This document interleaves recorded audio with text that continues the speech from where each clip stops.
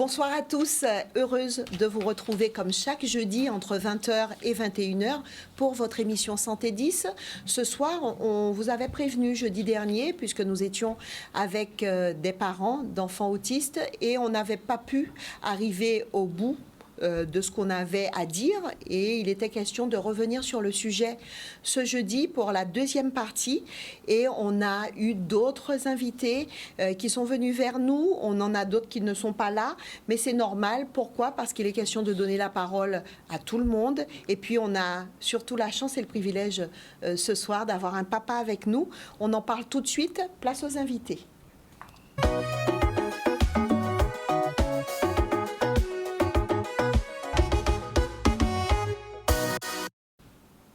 Et je vous le disais, ce soir, nous faisons la deuxième partie de notre émission que nous avons démarrée jeudi dernier avec les parents d'enfants autistes. C'est du voulu. On n'a pas invité des associations comme nous le faisons à l'accoutumée. Nous avons opté pour donner la parole aux parents. On va dire bonsoir à monsieur et madame Ogoula. Bonsoir Véry. Bonsoir. Vous êtes le papa, vous êtes tous les deux les parents de Ilan qui a 17 ans et qui est un autiste sévère. On va en parler tout à l'heure. Merci d'être là. On est très très heureuse d'avoir un papa sur le plateau. Bonsoir à Priscilla, la maman d'Ilan. Merci d'avoir accepté notre invitation. Nous retrouvons la maman de Noan, qui a 17 ans, qui est autiste aussi, Marie-Élise. Bonsoir. Bonsoir Brigitte. Bonsoir Stéphanie. Bonsoir Brigitte. Comment va notre amie Léonie, qui a 6 ans? Très bien en ce moment. Elle va très bien. Elle sait que maman passe à la télé. Non. Pas certaine, hein, c'est pas sur la télé. Le grand frère sait par contre. Très bien. Et on va saluer Audrey. Bonsoir Audrey. Bonsoir. Vous êtes la maman d'Ethan qui a 8 ans. Absolument. Mais avec vous, nous n'allons pas parler d'autisme. Nous allons parler d'autre chose. Nous allons parler du syndrome de Pradel. Prader. Alors moi je ne connais pas du tout. Volontairement je n'ai pas fait de recherche parce qu'il n'était pas question de parler en gros du syndrome mais de rentrer dans les détails avec vous concernant Ethan et un petit peu les difficultés que vous rencontrez et ce que vous aimeriez qu'on fasse pour un petit peu ouvrir les portes parce que c'est très rare mais c'est très compliqué. Absolument.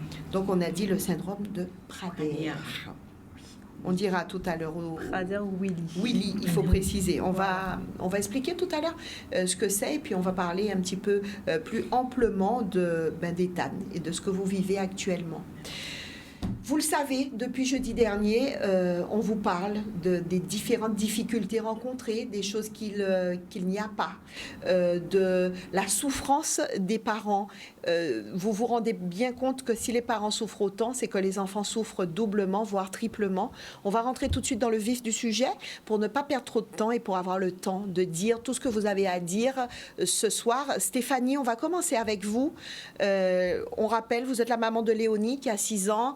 Vous avez mis déjà en place quelques petites choses. Elle est suivie, elle va en IME, mais vous êtes avec nous parce que vous avez beaucoup de choses à nous dire. On vous écoute avec attention. Oui, certes, elle est en IME et aussi à l'école. Bon, à l'école, à temps très partiel, donc ça demande de toujours courir, de la déposer 1 heure, 1 heure et demie, de devoir revenir. Très difficile d'avoir une activité professionnelle avec ça. Si on veut travailler, il faut avoir des soutiens derrière nous. Comme dit le proverbe africain, il faut un village pour élever un enfant. Et bien, un enfant autiste, ça, c'est vraiment à la puissance 1000. Voilà. Quand on n'a pas ce soutien-là, ben, que faire? Donc moi, c'est d'une part mon combat, c'est de maintenir l'activité professionnelle des aidants. Donc là, j'ai décidé de faire... un virement, bon, on va dire à 180 degrés, mais je pense que étant dans le milieu médical, paramédical, je vais m'orienter vers les personnes autistes horizon 2024.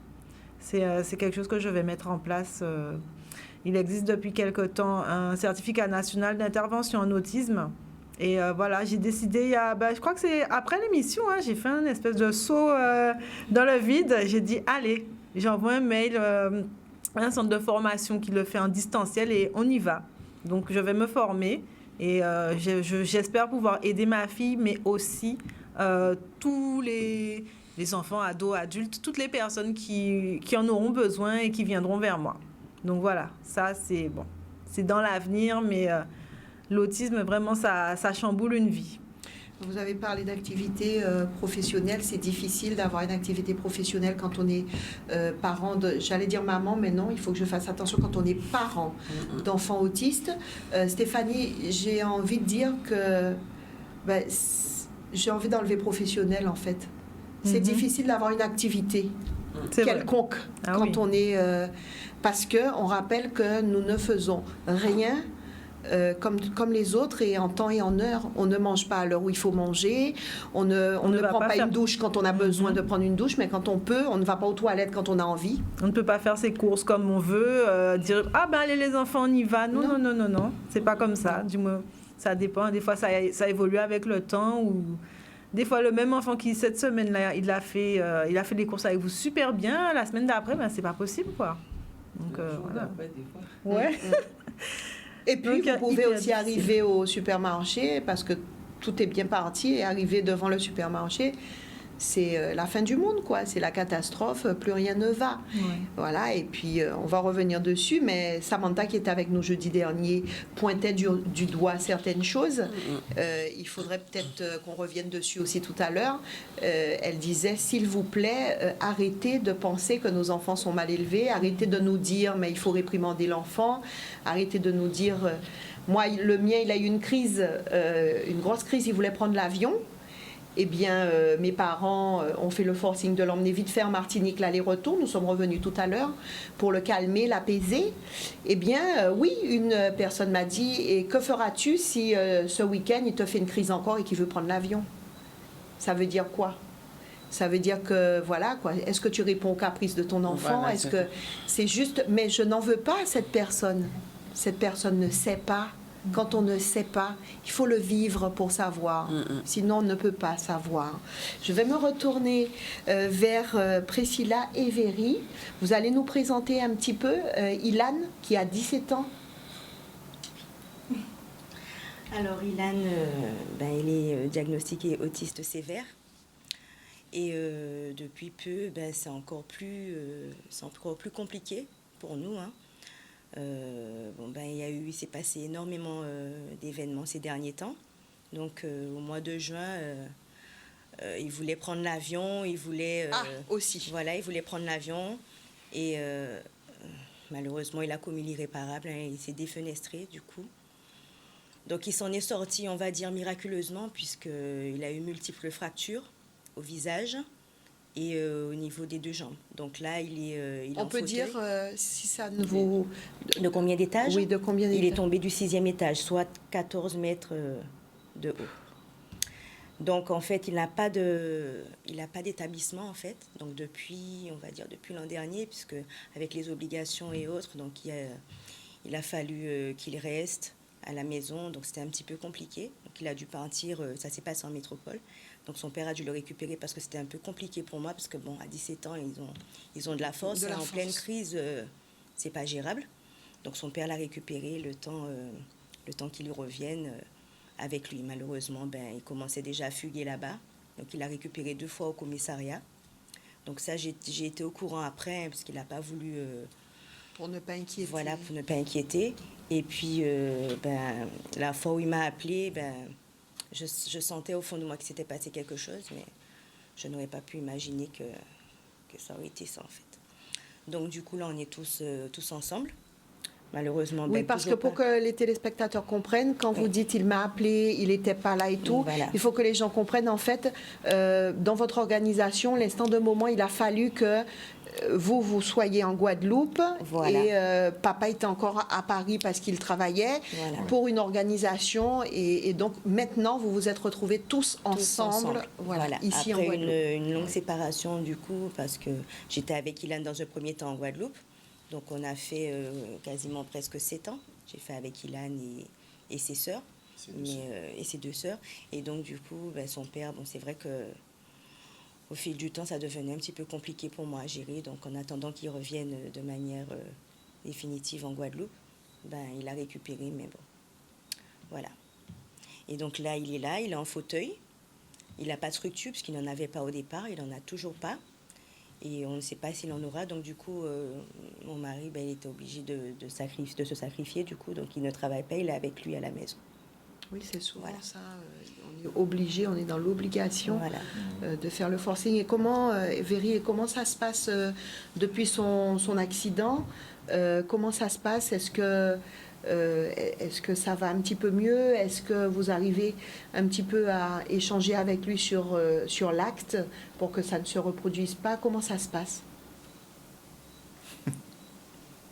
Je ne saurais quoi vous répondre. C'est compliqué. Pourquoi? Parce que, comme tout autiste, la plupart des autistes aussi, ils ont un problème de langage. Oui. Donc, ils n'arrivent pas à dire vraiment ce qu'ils ressentent. On n'arrive pas vraiment à échanger.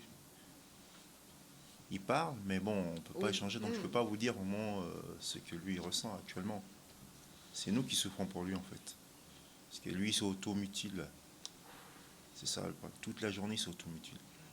Donc, imaginez-vous, moi je suis son père, je subis ça tous les jours. Sa maman, elle va travailler, je suis avec lui. Donc, toute la journée, il va faire que ça, s'automutiler. Et il parle, il y a des moments... on se comprend. Il est autonome, mais il s'automutile. Donc, du coup, psychiquement, c'est nous parents qui souffrons à sa place, quoi. On peut dire aux téléspectateurs, quand on parle qu'il s'automutile, on peut donner quelques exemples? Alors, automutilé... En fait, il se tape énormément. Il se tape. Jusqu'à...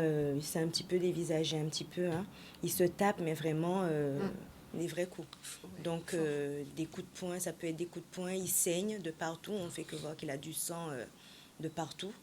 Il peut se casser les lèvres. Alors, comme avec l'accident qu'il a eu, il a eu en fait le nez fracassé. Donc, j'ai même pas envie de dire qu'il a déjà cicatrisé. C'est pas tout à fait ça, puisqu'il continue encore à se taper dessus. Donc, en fait, il n'a pas totalement cicatrisé, qu'il continue encore à se taper dessus. Alors, ce qu'on a fait, on a acheté un casque, les casques de boxe. Donc, au début, ça allait, parce qu'on voyait qu'il se tapait la tête. Mais ça a changé, il se tape la bouche et le nez. Donc, on est obligé d'acheter un autre casque, cette fois-ci qui couvre un peu tout le visage. Donc, quand il sort avec, on voit les gens qui regardent, mais en mode boxeur, puisqu'il ne fait que ça. Donc, il arrive quand même à communiquer. S'il a mal, il nous dit qu'il a mal. S'il veut sortir, il nous dit qu'il veut sortir. Il arrive quand même. Mais vraiment, on ne peut pas vraiment lui demander... voilà.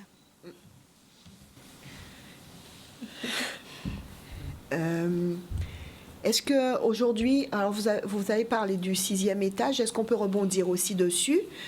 Ça nous permet aussi d'expliquer, vous savez, parfois quand les parents d'enfants autistes cherchent une maison, on a tendance à ne pas comprendre pourquoi ils insistent pour que ce soit un rez-de-chaussée, pourquoi ils insistent pour qu'il y ait un coin jardin, ou voilà. Je pense qu'aujourd'hui, on doit profiter pour faire une transition là-dessus et expliquer ça aussi. Est-ce que peut-être Marie-Élise pourrait dire quelques mots dessus? Oui, alors moi, je vais parler de mon cas. On est revenu de la métropole, ça fait 2 ans. On était sur la Basse-Terre et on n'avait pas de famille, personne. On était par là parce que je devais travailler. Je suis aide-soignante de métier. Et donc, du coup, au mois d'août l'an dernier, j'ai eu une attribution de logement sur Morne-à-l'Eau. Sauf que je devais aller récupérer mes affaires en métropole, donc je n'ai pas eu le temps vraiment de visiter le quartier, de savoir comment ça se passait avec mes voisins. Et arrivé en septembre, c'est la rentrée. Il s'avère que pour mes enfants, on était au 1er étage, on devait dormir avec des bouchons d'oreilles dans une seule pièce où c'était bien insonorisé. Et du coup, je lançais l'alerte au bailleur. Je disais que c'est pas possible, on ne peut pas vivre comme ça. Déjà, il y a le bruit, il y a les odeurs, parce que aussi les personnes de notre coutume, généralement, ils aiment bien faire brûler l'encens, alors que les enfants, généralement, ils sont hypersensibles au bruit, à la luminosité, aux odeurs. Alors, je disais au bailleur que je ne pouvais pas rester. Il me dit, mais non, ça fait même pas un mois que vous êtes là, vous voulez déménager encore. Alors que ça peut provoquer des crises. Donc, moi, je voulais éviter tout ça. Je demande à changer de logement. C'est la procédure. Non. Je dis, mais vous pouvez faire des exceptions. C'est un enfant qui est autiste. s'il a des crises, voilà, j'avais peur pour mon fils. Qu'il puisse sauter aussi comme... voilà, parce qu'ils ne peuvent pas se contrôler quand ils sont en crise. Là, aujourd'hui, Dieu merci, on a une maison mitoyenne, mais vraiment privilégier les personnes avec des enfants autistes, le rez-de-chaussée, une maison mitoyenne, mais entendez-nous, quand on vous appelle, c'est pas pour rien. Et puis, on a aussi un petit mot pour le voisinage. C'est tellement important. On dit souvent les voisins, c'est aussi la famille, Oui. parce que ce sont les premiers qui seront là s'il se passe quelque chose pour nous aider. L'idée n'est pas de vous causer des problèmes, l'idée n'est pas de vous causer des ennuis, mais simplement parfois on n'a pas le choix. Donc si vous pouvez être un petit peu indulgent avec nous, ce serait bien, parce que c'est pas toujours évident. Depuis comment vous êtes installés, Priscilla et Véry? Alors là, on est dans une maison, on habite dans un bas de villa. Et ça se passe plus ou moins bien, puisque bon, comme là, il est en fauteuil, donc il peut pas aller nulle part. En fait, il peut pas trop bouger, Donc, il commence à marcher, mais avec un déambulateur. Donc parfois, quand il fait ses crises, on sent qu'il a envie, que s'il avait la capacité, la possibilité, il serait parti en courant. Mais comme il ne peut pas, donc là, il se lâche vraiment sur ses coups. Voilà, parce qu'auparavant, il faisait déjà. Donc dès qu'il était en crise, il partait. J'ai une anecdote. J'habite quand même à combien de minutes de mon travail? On va dire 5 minutes en voiture, enfin 10-15 minutes en voiture. Et à pied, quand même 20 minutes, 25-30 minutes à pied. Et j'ai le souvenir que ma collègue un jour m'appelle et me dit, mais c'est pas le fils de Prissou. Prissou, il y a ton fils. C'était en mars, oui. Il est sorti de la maison, il a fait 30 minutes après, il est venu me rejoindre devant mon travail. Et attention, il a fait la route seul, il est arrivé là où il voulait aller, puisqu'il avait déjà dit à son père, je veux voir maman. Et donc, comme il a l'habitude de faire... En plus, les routes sont étroites. Ouais. Et donc, il est parti. Et quand ma collègue m'appelle, elle me dit, il y a ton fils, je crois, je dis, mon fils. Donc, je le regardais tout, vraiment en sueur, vraiment essoufflé. J'ai compris que... Et quand j'ai appelé son père, il me dit, mais il est parti, je sais pas. J'ai dit, mais il est avec moi. Mais ça aussi, ça déchire le cœur. Parce que j'ai pensé à beaucoup de choses. Il aurait pu se passer beaucoup de choses. Donc ça veut dire qu'il a bien marché à côté, donc il savait très bien là où il allait. Il a bien fait attention. Il a fait la route, il connaît là où maman elle travaille, donc il est arrivé sur le lieu de mon travail. Et donc, puis au-delà de ça, parfois aussi, on se dit, mais on a envie de rester avec nos enfants, quoi. C'est ça. Mais on ne peut pas. On ne peut pas. C'est pas qu'on ne veut pas, on ne peut pas. On peut pas. Donc ça aussi, il faudrait qu'on en parle. Est-ce que on ne doit pas nous entendre sur ce point-là aussi?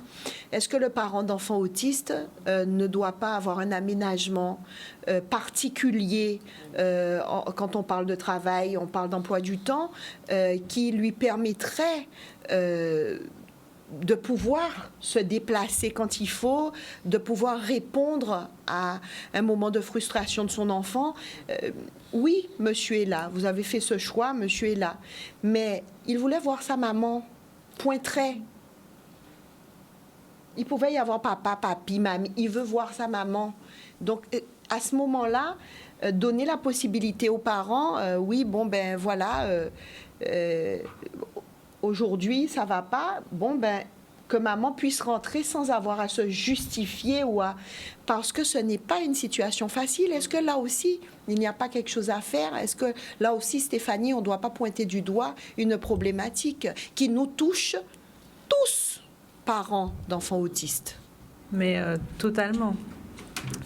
Alors, il y a le cas des salariés, donc c'est une négociation avec l'employeur. Il y a aussi des travailleurs indépendants. C'est une vraie réflexion à mener parce que on n'est pas dans une société bienveillante. C'est marche ou crève. Donc voilà, tu peux pas, ne reste pas là, quoi.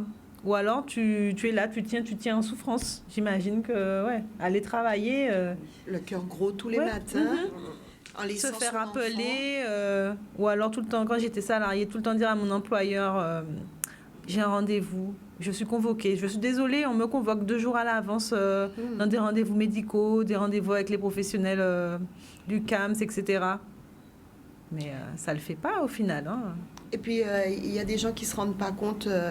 Moi, je me souviendrai toujours, quelqu'un qui travaillait aux ressources humaines m'a dit un jour, en me regardant en face, quand j'ai donné l'emploi du temps, et pourquoi vous ne pouvez pas faire plus d'heures? Mais parce que l'après-midi, mon fils, il va chez l'orthophoniste, la psychomote, et c'est moi qui l'accompagne, il est non-verbal. Donc, je ne veux pas que l'ambulancier l'emmène. Et que quiconque l'emmène, j'y vais moi. Et puis, un moment, il gardait moi, madame là, il dit moi, l'enfant n'a pas de papa. Je me suis dit, l'instant d'un moment, dans mon cœur, hein, je me suis dit, vous pérez été longtemps aux ressources humaines, parce que vous avez entendu le nom du truc quand même. Donc, je me suis dit, là, il y a un problème. Et puis, j'ai souri, bêtement, parce que je me suis dit, cette dame ne sait même pas ce qu'elle est en train de faire, ce qu'elle est en train de dire. Elle n'était pas encore maman. Donc, je me suis dit, elle ne sait même pas ce qu'elle est en train de faire, ce qu'elle est en train de dire. Même si elle était maman, hein. Tu n'es pas bienveillant, tu n'es pas dans l'empathie, tu seras toujours maladroit avec les autres. Hein. Oui. Alors, pour ma part, en fait, je suis aide-soignante. Et aujourd'hui, je fais hôtesse de caisse. Pourquoi? Parce que je n'ai pas le choix. Je ne peux pas continuer mon travail avec l'emploi du temps de mes enfants. Parce qu'il y a Noan qui est autiste, mais il y a ses 2 sœurs qui sont multidis. Donc, c'est toujours des rendez-vous. Alors, si je me dis je ne travaille pas, là, déjà, le salaire est diminué ou inexistant depuis. On n'a pas le statut, on a le statut d'aidant, mais on n'a pas ce qui va avec. Alors, comment on fait pour gérer et essayer de vivre dignement? Marie-Élise, je pense que ce soir, on n'a dit pas de secret, on se dit tout. Oui. Moi, je vais faire une parenthèse. Quand on dit ça, on parle, ce ne sont pas des paroles en l'air. Hein. Je voulais faire plaisir au fils de Marie-Élise, qui aime beaucoup la musique, qui est un passionné de musique. Et il y avait donc un spectacle pour le Téléthon. Et c'est quelque chose qu'il voulait voir. Et j'ai eu envie de lui faire plaisir. Et j'ai donc acheté 2 places que je lui ai apportées pour qu'il puisse profiter du spectacle. Il vienne avec sa maman. Et à ma grande surprise, il n'y avait pas de lumière dans la maison. Je n'avais pas compris. Oui. J'ai demandé à Marie-Élise, mais je ne comprends pas. Et Marie-Élise m'a dit, mais je n'ai pas encore pu payer l'électricité. Et donc, on a baissé l'intensité. Et donc, il n'y a qu'une salle qui soit allumée, qui sera éclairée, et le minimum possible. Et c'est où Noan peut passer du temps. Donc, il faut le dire aujourd'hui. Il ne faut plus qu'on se sente... Parce qu'avant, l'orgueil faisait qu'on ne disait pas les choses. Que nous pas qu'à dire qu'elle nous aille dans une station-service et qu'elle nous fait 5 € essence. Parce qu'on a honte, parce qu'on est gêné, parce qu'il faut arrêter ça. Ouais. Il faut arrêter ça. Il faut qu'on arrête ça. C'est dur, c'est compliqué. On a besoin d'aide. Et il faut qu'on le dise, point très. Nous pas venir pleurer peine. Encore certains ont dit que oui, nous pas venir pleurer peine. Nous en souffrance, d'accord? Ce n'est pas semblant qu'on fait. On est là, en fait, c'est pour l'avenir de nos enfants. Et que là, aujourd'hui, il faut que, justement, que les gens puissent comprendre que si on le dit, parce que ce n'est pas facile de venir à la télé, de s'exprimer, hein, en cas sorti en zone de confort, ouais. D'accord? Si on l'a, c'est pour un but. Et c'est pas que pour nous, c'est pour d'autres enfants. C'est ça que je dis tout le temps.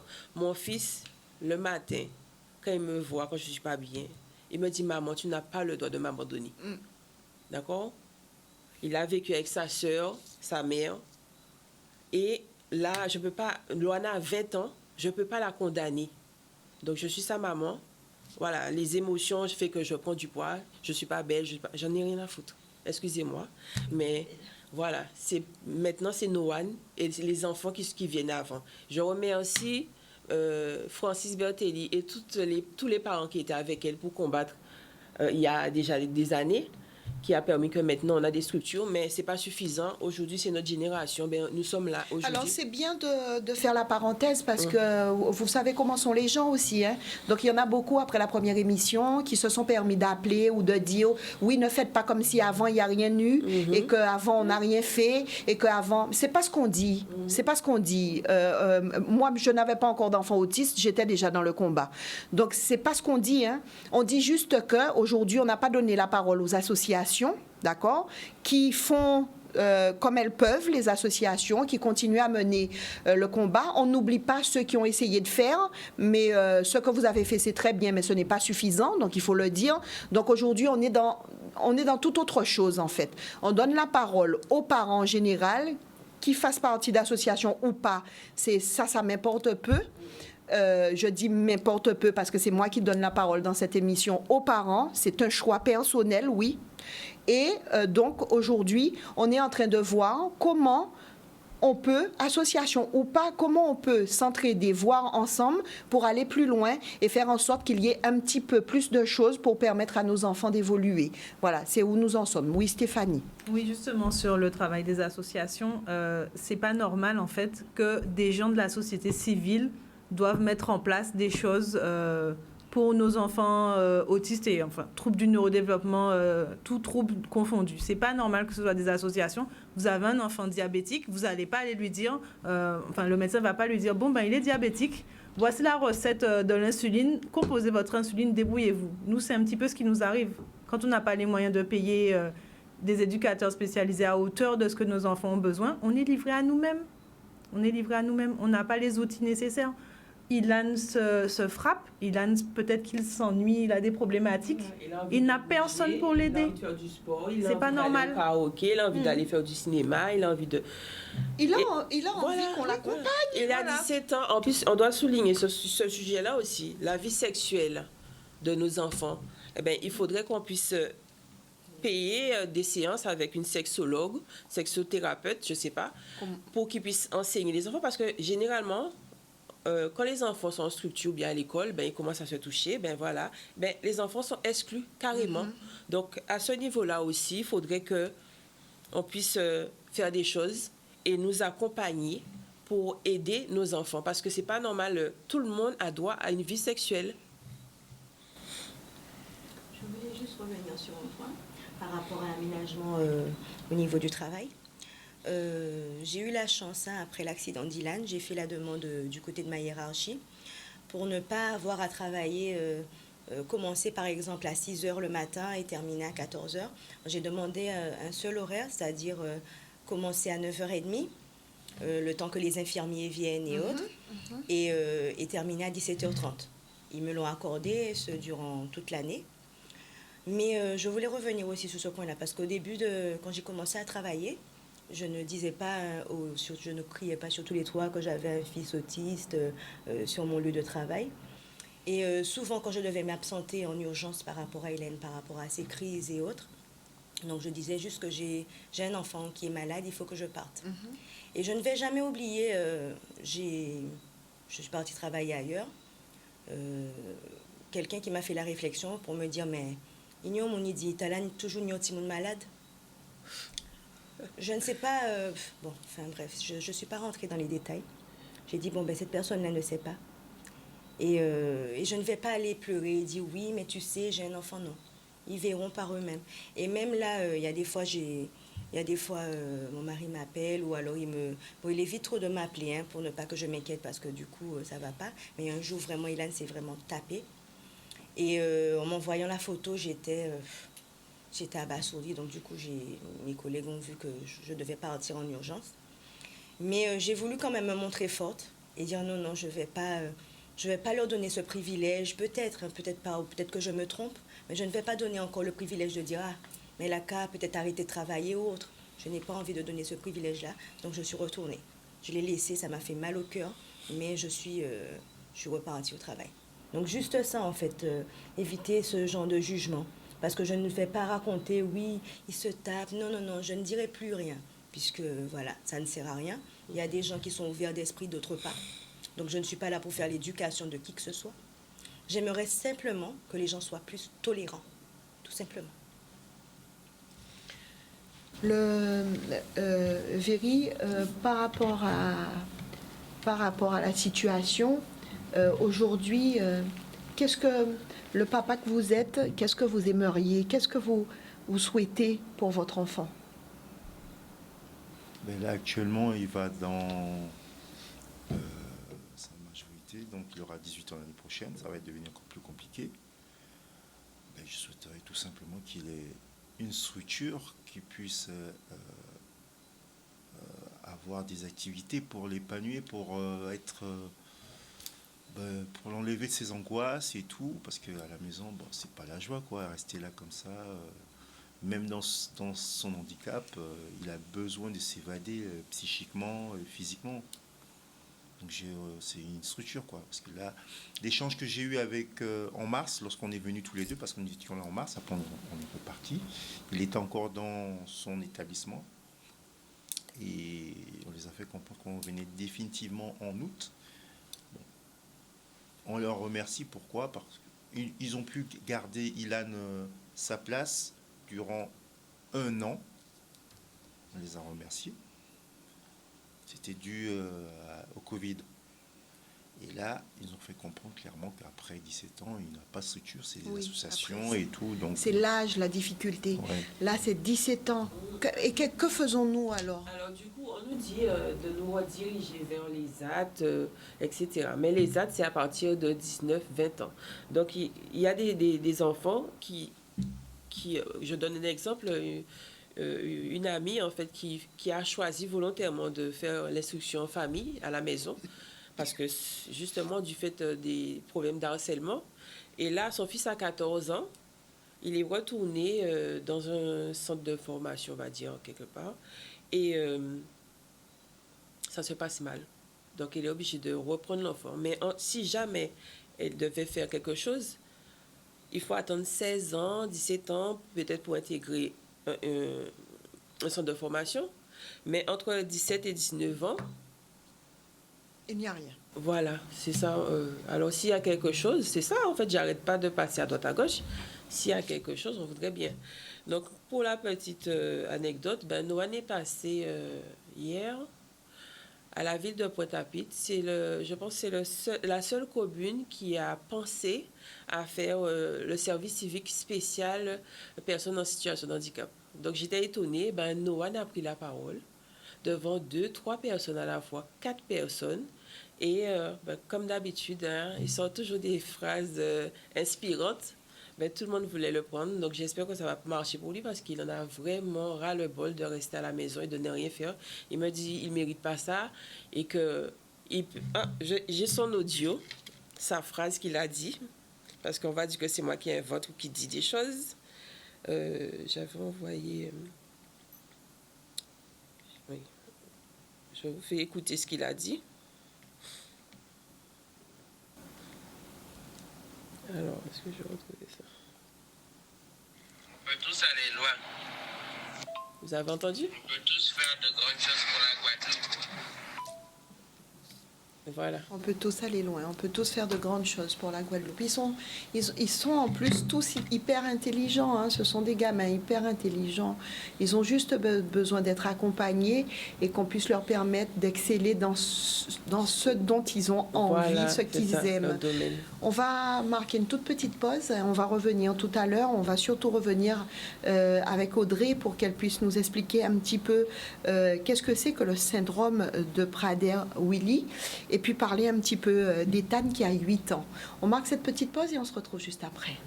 Pour ceux et celles qui prennent en cours cette émission, sachez que jeudi dernier, nous avons donné la parole aux parents d'enfants autistes et on n'avait pas été au bout de notre émission. Donc ce jeudi, nous revenons sur le sujet, l'autisme, avec les parents et nous en parlons et nous sommes heureux ce soir d'avoir sur le plateau un papa et pas n'importe lequel. Véry est le papa de Ilan qui a 17 ans, qui est un autiste sévère et qui a fait le sacrifice de ne pas travailler pour s'occuper de son fils, l'accompagner au mieux, et qui nous disait d'ailleurs hors antenne qu'il n'arrive même pas à visualiser son enfant dans une structure où il ne pourrait pas le voir, où on ne sait pas comment les personnes s'en occupent, est-ce qu'on lui donne de l'amour, est-ce qu'on le câline, est-ce qu'on s'occupe de lui. On va en parler tout à l'heure. Merci Véry d'être sur le plateau. Merci à votre épouse, la maman d'Ilan, d'avoir fait le déplacement. Merci Priscilla. Je vous rappelle, pour ceux qui prennent en cours l'émission, que nous sommes à nouveau avec Marie-Élise Gob, la maman de Noan qui a 17 ans. La maman de Léonie, 6 ans, est aussi avec nous, Stéphanie. Et puis, nous avons ce soir Audrey qui nous a rejoint. Audrey qui est la maman d'Ethan. Lui n'est pas autiste, il a 8 ans, mais il a le syndrome de Prader-Willi. Alors, qu'est-ce que c'est, Audrey, le syndrome de Prader-Willi? Des explications, on ne va pas rentrer dans le côté scientifique et tout, mais l'explication de la maman. Alors, dans un premier temps, je vous remercie pour l'accueil, de nous permettre de parler de nos souffrances en tant que parents et parler aussi des souffrances de nos enfants. Merci à vous. Donc, le Prader-Willi, Ethan a 8 ans, il a le syndrome de Prader-Willi, diagnostiqué depuis sa naissance. Et le Prader-Willi se manifeste par un retard dans tous les apprentissages de la vie. Jusqu'à de 0 à 2 ans, c'est un bébé mou. Il a un retard dans tous les apprentissages de la vie. Il a marché, exemple, à 2 ans. Il a commencé à parler à... Oui, parce qu'Ethan parle. Il a commencé à parler à 2 ans et demi. Là, il parle beaucoup, même trop, sans filtre parfois. Mais ça me fait plaisir. C'est vrai qu'il remplit ma tête, c'est vrai. Mais par rapport à des enfants qui ne parlent pas... Vous vous rendez compte de la chance que vous avez, madame. Exact. De la chance que vous avez. Et en fait, Ethan... donc, le Prader-Willi, il est porté sur la nourriture. Donc, les Prader-Willi sont gros.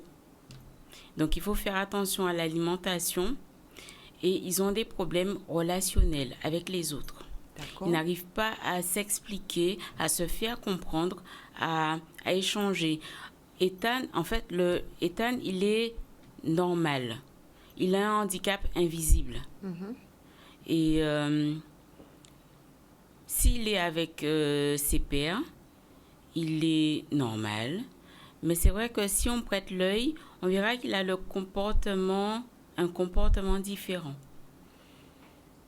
Et il a eu une scolarité très décousue. Donc c'est le bébé qu'il fallait toujours stimuler. Et jusqu'à maintenant, il a 8 ans, mais il faut toujours que je le stimule. Donc même si je suis fatiguée, il faut que je réponde à ses besoins, il faut que je le stimule.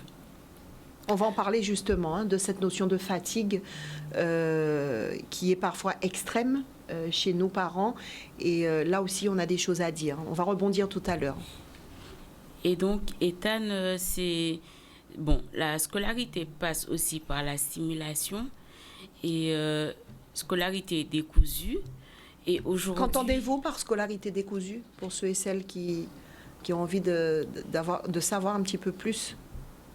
Dans le cas d'Ethan, puisque je ne peux parler que d'Ethan, puisque je ne connais aucun autre enfant atteint de Prader-Willi, malheureusement, il y en a en Guadeloupe, à savoir qu'il y a 40 naissances par an en France. En Guadeloupe, je ne sais pas. J'ai rencontré un généticien quand Ethan était bébé. Et j'ai demandé au généticien de me permettre de rencontrer un parent ou des parents d'enfants atteints de Prader-Willi. Et quand je l'ai revu, il m'a dit que les parents ont refusé que je les rencontre. L'idée de rencontrer ces parents, c'était de pouvoir me projeter en fait. Puisque le Prader-Willi, quand quand le médecin, après la naissance d'Ethan, m'a annoncé qu'Ethan était atteint de Prader-Willi, je ne connaissais pas. Je connais l'autisme. On parle de l'autisme, la trisomie 21, enfin voilà, mais le Prader-Willi, je ne connais pas. Donc, c'était donc l'idée de rencontrer les parents, c'était pour me projeter, qu'ils me donnent des clés aussi pour que je puisse accompagner Ethan au mieux. Au mieux. Mais je n'ai pas eu cette chance. Donc, j'ai appris à connaître Ethan. J'ai appris à connaître le Prader-Willi, puisque je ne connais pas. C'est vrai que sur Internet, il y a des bonnes choses, des mauvaises choses. Le Prader-Willi, il y a plusieurs degrés.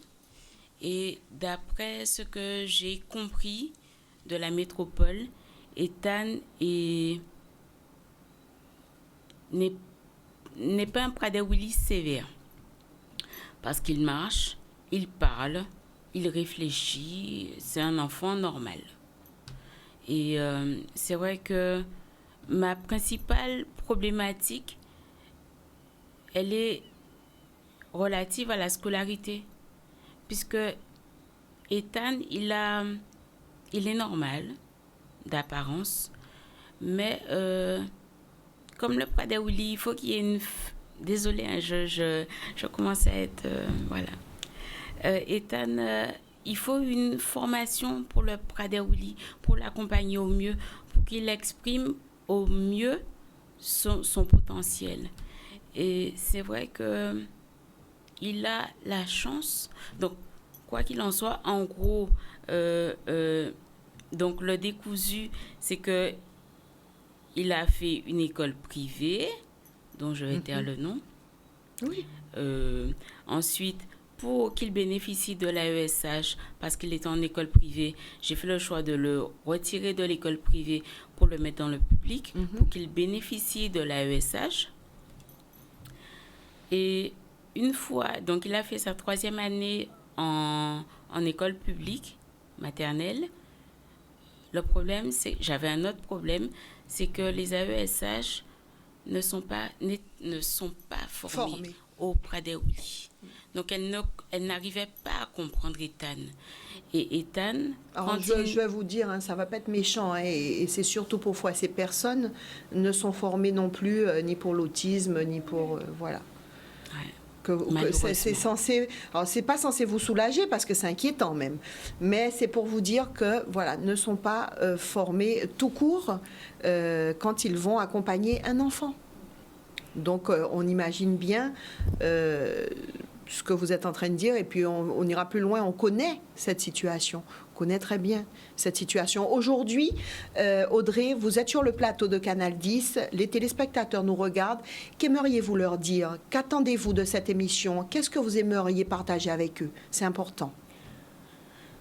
J'aimerais vous dire que vous n'êtes pas seul. Si vous êtes dans le même cas que moi, avec un enfant atteint du syndrome de Prader-Willi, que vous n'êtes pas seul. Vous n'êtes pas seul. Je peux leur donner mon numéro de téléphone. Donc, je vous invite à m'appeler au 06 90 52 28 75 afin de vous donner mes pistes, mes clés pour accompagner vos enfants au mieux. Puisque, et vice-versa. Voilà, vice-versa. C'est ça. Puisque je veux croire que nous avons nos enfants particuliers. Ils ont un potentiel respectif, mais nous devons aider nos enfants au mieux parce qu'ils sont vivants. Et je suis... Les témoignages que j'ai entendus ce soir, ils m'ont quasiment laissé sans voix parce que j'ai entendu des choses très dures, très dures. Nous avons tous nos combats et je vous félicite. Je félicite également toutes les personnes, tous les parents aidants qui qui ont des enfants en situation de handicap parce que tous les jours ne sont pas faciles. Et la transition est toute faite justement pour que nous puissions parler de cette partie tous ensemble, parler des aidants, parler des parents, parler de vos souffrances. Tous les parents des enfants porteurs d'handicap sont souffrants. Oui, sont souffrants. Certains sont très malades parce que de toute façon, être dans un combat perpétuel pousse à être dans une angoisse perpétuelle. Le stress, on sait qu'est-ce que ça réveille chez tout un chacun. Donc finalement, nous toutes malades, nous savons ça très bien. Mais ce n'est pas une fatalité. Ce n'est pas le plus important pour nous. Le plus important pour nous reste nos enfants. On a parlé tout à l'heure avec hors antenne, on parlait tout à l'heure de « et s'il nous arrive quelque chose, voilà notre plus grosse angoisse ». C'est ce que disait Véry. Moi, je pense à si je ne suis pas là, que va devenir mon enfant? Et ça, Priscilla, c'est tous les jours qu'on y pense. Exactement. Demain, si on n'est pas là, tout l'amour qu'on porte à Ilan, à nos enfants en général, tout ce qu'on peut lui apporter, puisque bon, c'est nous seuls qui connaissons nos enfants. Je pense que Marie-Élise connaît son fils. C'est elle le médecin indirectement de son fils, c'est elle sa psychologue, c'est elle son infirmière. Moi, c'est pareil. Qui d'autre? Quelqu'un va venir me dire, oui, mais peut-être qu'il faudrait que tu lui donnes ça. Oui, mais peut-être qu'il... Voilà, non. C'est nous seuls qui savons ce qui peut l'apaiser, apaiser ses angoisses. Si, voilà, on sent que, bon, il est trop énervé, on sent que, donc, il faut lui donner, il faut qu'il aille à la douche, une douche fraîche, peut-être va le rassurer. C'est nous qui savons. Une autre personne sera dans l'impossibilité, dans l'incapacité d'assouvir ses besoins, j'ai envie de dire. Et ça, demain ou après, j'y pense quotidiennement. Si je ne suis plus là, qui sera là? Peut-être pas mes filles, je ne veux pas de ça pour elles dans les années futures. Je ne veux pas de ça. Je veux qu'elles soient épanouies, je veux qu'elles soient heureuses. Mais nous... Peut-être qu'il sera dans un centre, comme son père, il me dit. Donc, je n'ai pas envie d'entendre ça très souvent. Je lui dis, mais non, arrête, tais-toi. Il sera dans un centre, peut-être maltraité et autres. Alors, le souhait, je le dis parce que, bon, on y pense.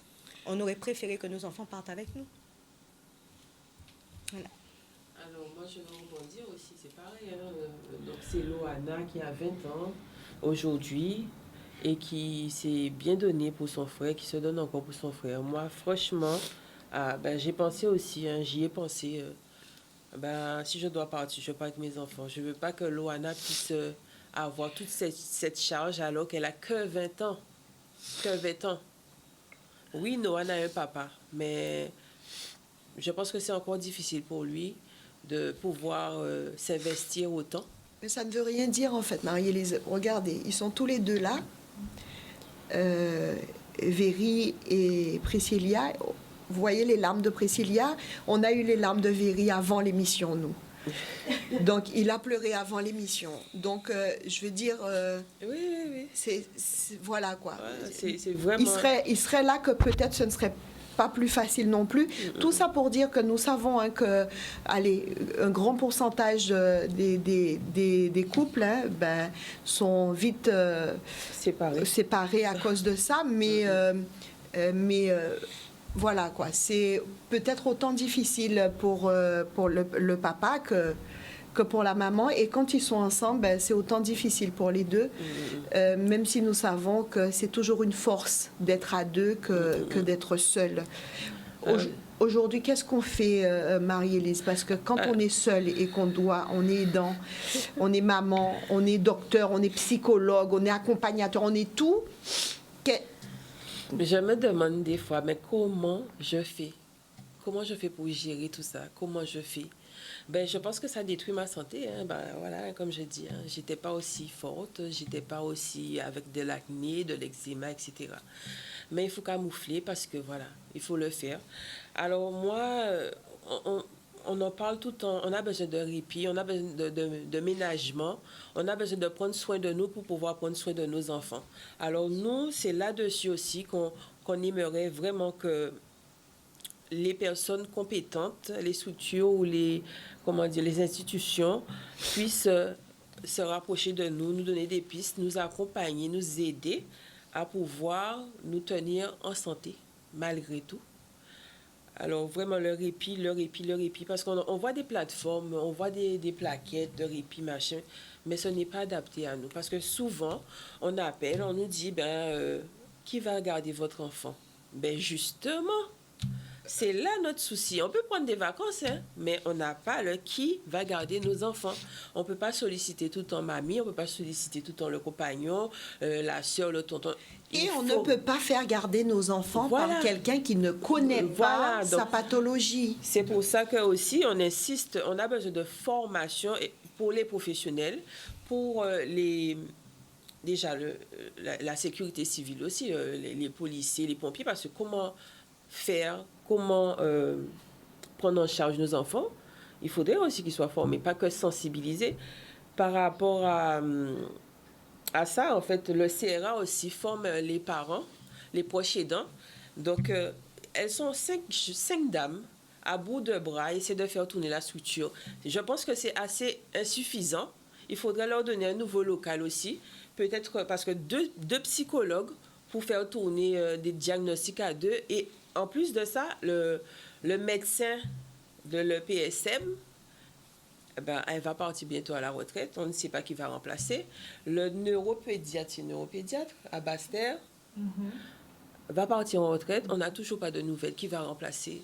Alors que nous sachons qu'aujourd'hui, ce n'est plus un enfant sur 100 qui est autiste, mais un enfant sur 50. Alors, je pense qu'il y a beaucoup de personnes qui n'ont pas encore de diagnostic. Comment allons-nous faire? Et ce n'est pas un médecin juste pour le CRA. Hein. Il y a plein de structures de l'EPSM, donc l'établissement de santé mentale en Guadeloupe, qui n'a pas de médecin, il n'y a pas de psychiatre. Alors, je ne sais pas, est-ce qu'il n'y avait pas d'anticipation On aurait dit qu'on est... laissé pour compte. On n'est pas traité comme tous les départements, les territoires de France, alors qu'on dit tout le temps, nous sommes français. Alors, vous savez, j'ai envie de vous dire que les choses ont quand même bougé. Est-ce que je peux dire ça comme ça? En fait, entre jeudi dernier et aujourd'hui, donc j'ai eu l'appel de la directrice de la MDPH, la nouvelle directrice, pour dire qu'elle avait regardé l'émission avec attention, pour dire qu'elle voudrait venir sur le plateau pour répondre à certaines de nos interrogations, pour nous éclairer sur des choses. J'ai trouvé ça très bien, donc je lui ai proposé qu'à la rentrée de 2024, qu'on allait trouver le créneau qu'il fallait pour qu'on puisse en parler. Le président Losbar, qui avait déjà vu une émission que nous avions tournée justement en métropole avec Jean-François Saint-Louis, a aussi réagi en disant qu'il aimerait nous rencontrer pour nous entendre. Donc je pense que tout ça, ça peut être du bon. J'ai envie d'y croire. J'ai envie de vous dire qu'on ne s'est pas déplacé jeudi dernier et aujourd'hui pour rien, que les choses vont avancer. Et pour terminer cette émission ce soir, j'aimerais faire un petit tour et vous donner la parole pour que vous puissiez vraiment dire les dernières petites choses que vous n'avez peut-être pas eu le temps de dire parce que l'objectif ce soir, c'était de vous donner la parole et de vous entendre. Je vais commencer avec Audrey avant de dire bonsoir à tout le monde parce qu'on a dépassé un petit peu l'heure. Je m'excuse près de mes collègues de Zone Rouge que je mets un tout petit peu en retard pour la bonne cause. Audrey? Alors, je voulais simplement dire ce soir que vous n'êtes pas seul, parents aidants. Le Prader Willy existe aussi. Vous pouvez me contacter au 06 90 52 28 75 afin que nous échangions sur nos trucs et astuces pour accompagner nos enfants au mieux. Merci Audrey d'être venue. Stéphanie? Alors moi j'ai envie de dire à tout le monde, ouvrez vos cœurs, ouvrons nos cœurs. La société générale, quand vous nous voyez dans la rue en galère, venez essayer de tapoter l'épaule de l'enfant. Ça ne va pas forcément lui faire plus de mal. Au contraire, j'ai des anecdotes comme ça où ma fille, ça l'a aidé à gérer ses crises en public. Les sociétés de service à la personne, ouvrez vos cœurs. Le baluchonnage existe. C'est un dispositif canadien qui est déjà en Martinique, donc Guadeloupe, en nous lever aussi, en nous suivre ce mouvement-là. les infirmiers, mes collègues infirmières, ouvrez-vous. On est les professionnels paramédicaux les plus présents en Guadeloupe. Si on se forme, on pourra faire de belles choses pour le public autiste en Guadeloupe. Voilà. Merci Stéphanie. Merci d'être Merci, venue. oui. Merci. Marie-Élise? Alors pour moi, je vais parler de la carte prioritaire. Donc c'est un handicap invisible.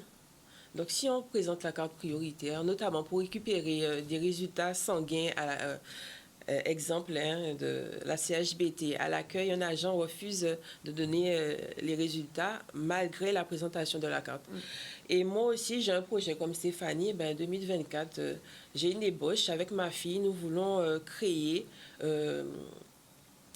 des gardes. Parce que nous sommes déjà dans le milieu de service à la personne. Je suis aide-soignante. Et elle se forme en tant qu'animatrice tout loisir. Elle va passer son BPGEPS très bientôt.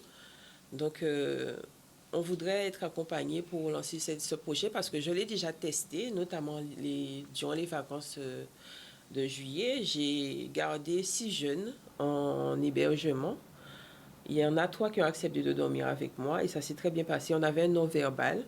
Et voilà, donc il y a possibilité de faire des choses. Nous sommes là.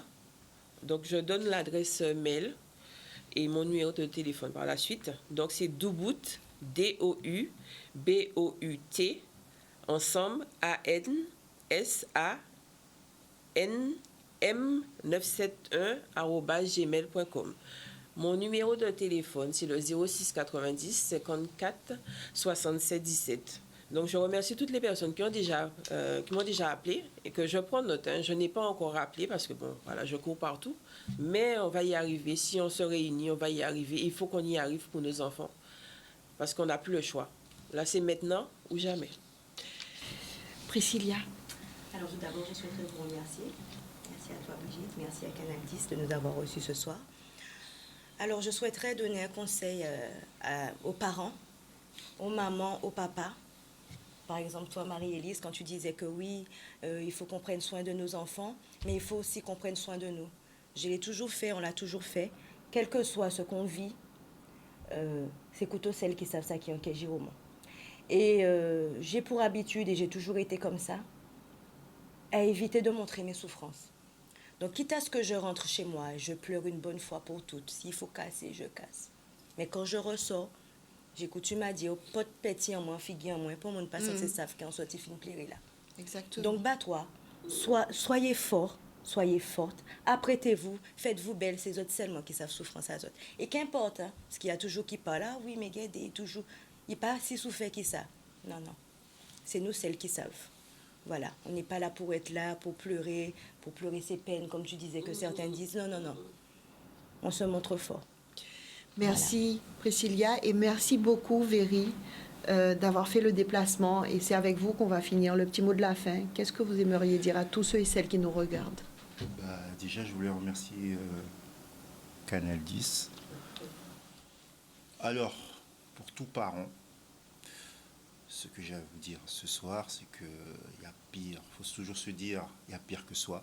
La vie ne nous fait pas de cadeaux. Donc, c'est un combat tous les jours. Écoutez, tout ce que je peux dire en plus, c'est qu'il faut s'accrocher, quoi. Il faut s'accrocher. C'est pas facile, la vie ne fait pas de cadeaux. Il faut s'accrocher. Merci Véry, merci d'être venue. Moi, je terminerai en disant qu'il faudrait qu'on porte aussi la réflexion sur les voyages de nos enfants. Ils ne peuvent pas voyager comme tous les enfants. Il faudrait qu'on commence vraiment à taper aux bonnes portes pour que les compagnies, pour qu'on puisse discuter de cela aussi. Ils sont déjà dans une telle souffrance que s'il faut prendre l'avion, il faudrait que ça se passe dans de bonnes conditions. Et là aussi, nous avons des idées, des astuces, donc il faudrait qu'on en parle. Il faudrait qu'on parle de santé. Nos enfants ne vont pas chez le dentiste comme tous les autres enfants. Nos enfants ne peuvent pas faire une prise de sang comme un enfant de manière classique. Je pense que toutes ces choses-là aussi, nous devons en parler et porter la réflexion. Voilà, on arrive à la fin de l'émission. Je vous remercie de nous avoir suivis. Merci à vous, chers parents, de vous être déplacés. Merci à Yann pour la réalisation ce soir. Merci aux collègues de Canal 10 qui ont accepté, à la direction surtout. Merci à la direction qui accepte et qui me donne le feu vert pour faire ce type d'émission, parce que vous savez que j'ai eu des retours disant que j'en faisais plus concernant l'autisme parce que mon enfant est autiste. Eh bien oui, voyez-vous, oui. C'est une grâce. Voilà. Voilà. Ouais, ce soir, je vous dis oui. Voilà. Ça vous dérange? Ben, c'est comme ça. Ma directrice, Madame Rodriguez, ben, me soutient et me donne la bonne direction pour que nous puissions nous battre ensemble et aller un petit peu plus loin chaque jour, parce que c'est l'affaire de tous et ça n'arrive pas qu'aux autres. Voilà. On ne le souhaite à personne, mais ça n'arrive pas qu'aux autres. Ce sera mon mot de la fin ce soir. Je vous souhaite une excellente soirée. Et puis, je remercie encore aux collègues, je remercie mes collègues de Zone Rouge pour accepter ce petit retard et ce petit débordement. Bonne soirée à tous.